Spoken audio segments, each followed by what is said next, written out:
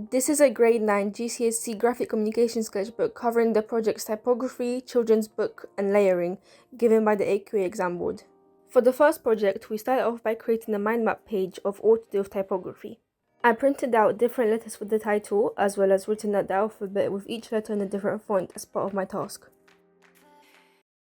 Here, I defined the difference between serif and sans serif, presenting them in an engaging way.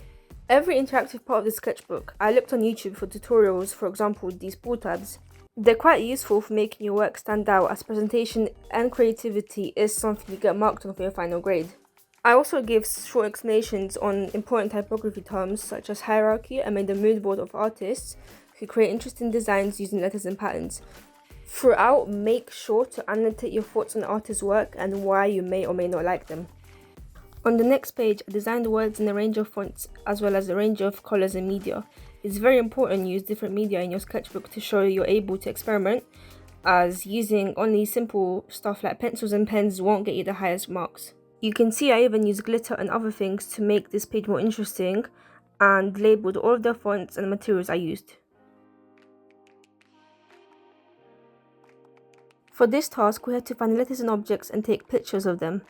Because I was still new to this course, I didn't have too many annotations, but make sure to add more of them in your work because examiners need to see your process and understand it and the choices you made. For example, how the fork above resembles the letter E. I also completed 2 pages for this task as I had a lot to show, but usually one double page spread is enough for minor tasks like this as long as they're up to a high standard.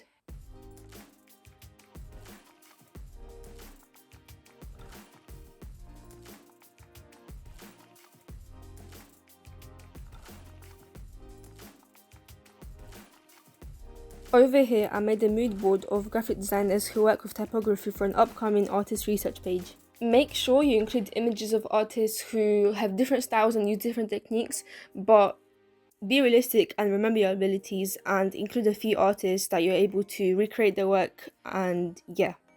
Try to not leave any blank spots in mood boards.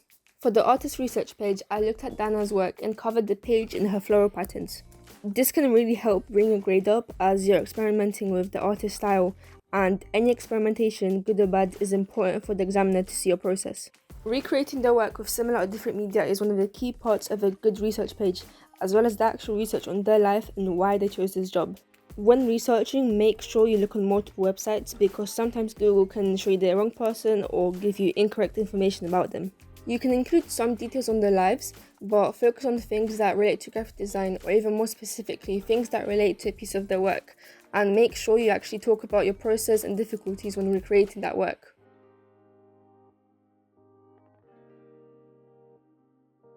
Moving on to the next section of this project, we researched different mark making techniques. Some of them we had to recreate as part of our task, and some of them we needed to find out on our own and fill up the page. I actually should have written about them a little bit more, but I didn't save too much space. Make sure you always leave enough space for the annotations to get the best results.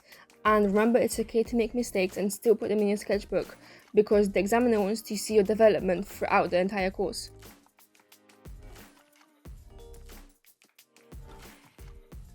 For this task, we took pictures of objects with textures and different marks, but the main focus was mark making with the use of objects. You can see I used stuff like cardboard in different shapes, and also tissue and even leaves. I wrote about the different patterns they made and if I liked them or not. Giving your opinion is important to the examiner, but also yourself to see what you may use in the future.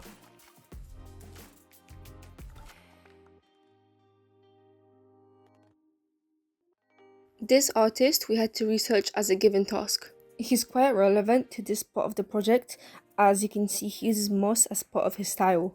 Again, experimenting with the artist's style is very important, including Photoshop and recreating the work by drawing, both digitally and traditionally. It's also a good idea to write about the media and materials the artists use, and try to use them as well. Make sure to actually include an image of the piece you're creating so that the examiner can see the differences and similarities between your work and the artist's. Usually, it's also a good idea to include an image of the artist themselves, but sometimes you can't find it, so that's okay.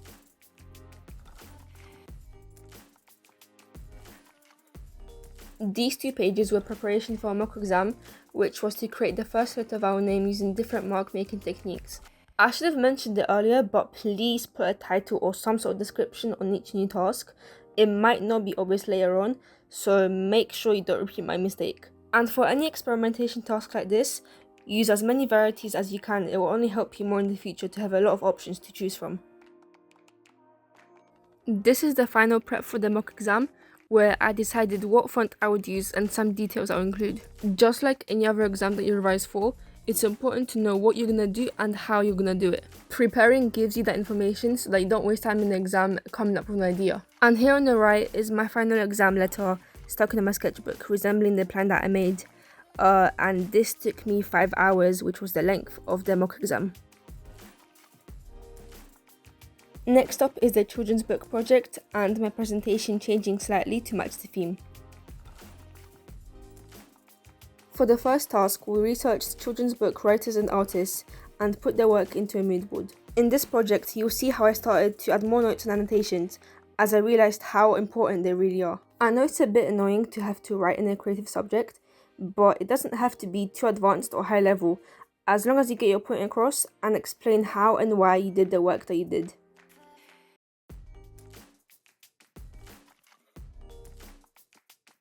For all projects, try to research an artist whose work you can actually imitate. This project was quite a big one, having to create a book with lots of pictures, so I made sure to use an artist whose style I could work with. Use your artist's work to your advantage when you're deciding on presentation. Like here, I wrote on this poker wall because I had a lot of white space. Try to keep it interesting and different to match the style of whoever you're researching, and just experiment as much as you can with their designs.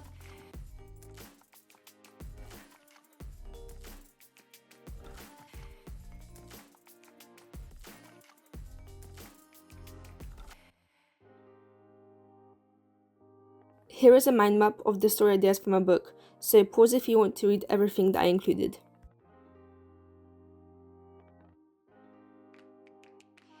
And again, you can see here, I really did start annotating more on every idea I had for the title of the book and the fonts I might use. Remember your target audience and what might appeal best to them, like lots of colours and fun shapes for little kids.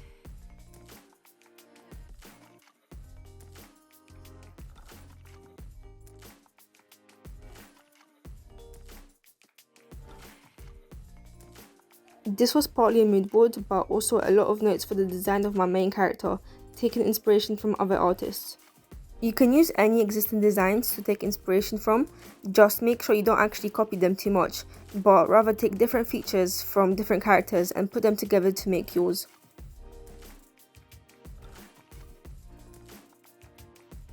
So based on my mood board and the characters I researched, I designed my own character with different clothes and features to see which one would fit best. Before deciding on the color scheme, it's a good idea to see if your design looks nice in black and white first. Make sure to also draw them from different angles if your character will be moving, to have a base and a plan.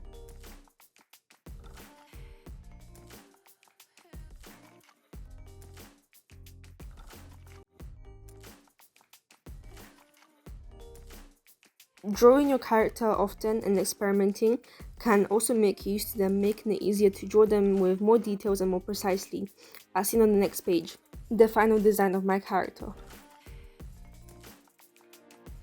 And this is just a basic storyboard for my book, a small insight to see how the pages will look.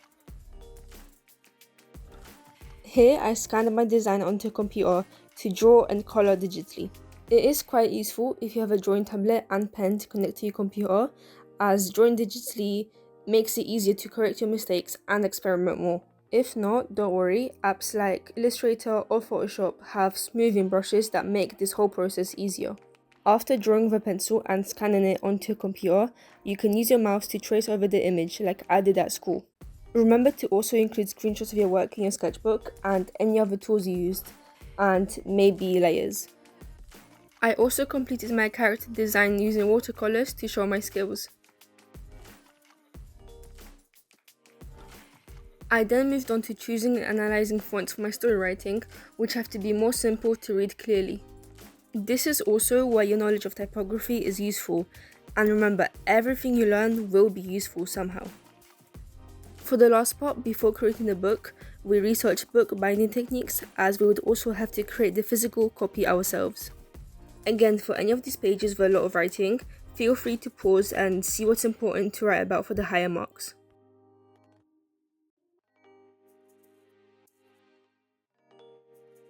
When you actually start to work on the book cover and pages, make sure to screenshot important moments throughout to document later on.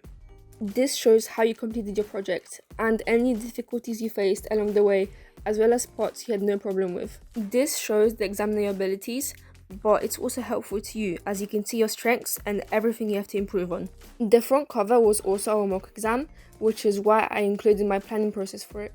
For all the other pages, it would just take too long and there was no point to repeat everything several times.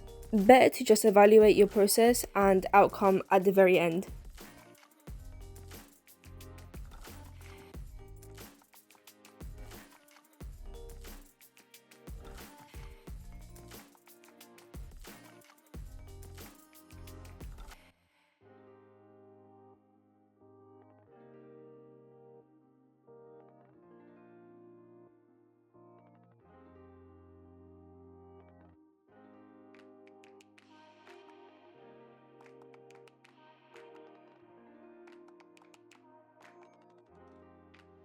Layering was the final project we did, and it was actually leading up to our final 10-hour exam.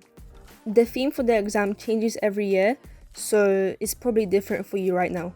Same as before, I started off with a mood board of artists who work with layering as my first step of research and planning.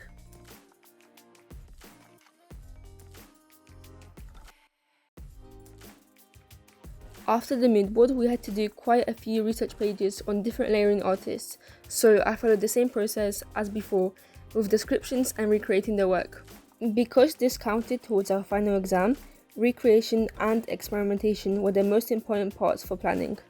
I still tried my best to present it all nicely, but with stuff like this, it's better to complete the work to a high standard rather than worry too much about presentation. All of these artist research pages cover pretty much the same processes, so I don't have a lot to talk about over here.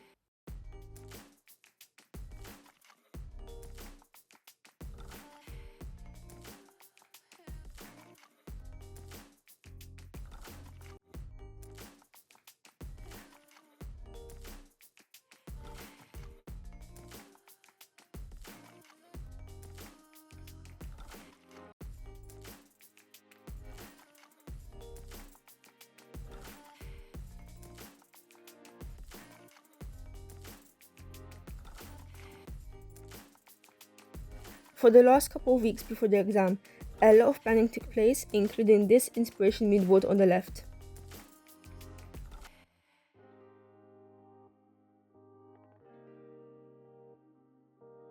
On the right, I did a simple representation of how my layering exam will look, as shown by these planets.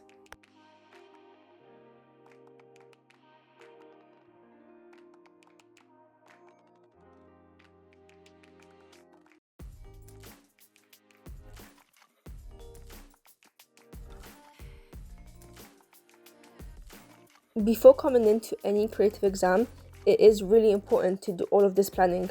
You may think that 10 hours is a lot of time, but trust me when I say it will go by really quickly. Remember to bring in any materials you need to use and have a design ready in your head. It will save you so much time and worrying in the actual exam. You can see here I wrote down all the words that I'm going to include so that I don't have to make them up during the exam and waste valuable time.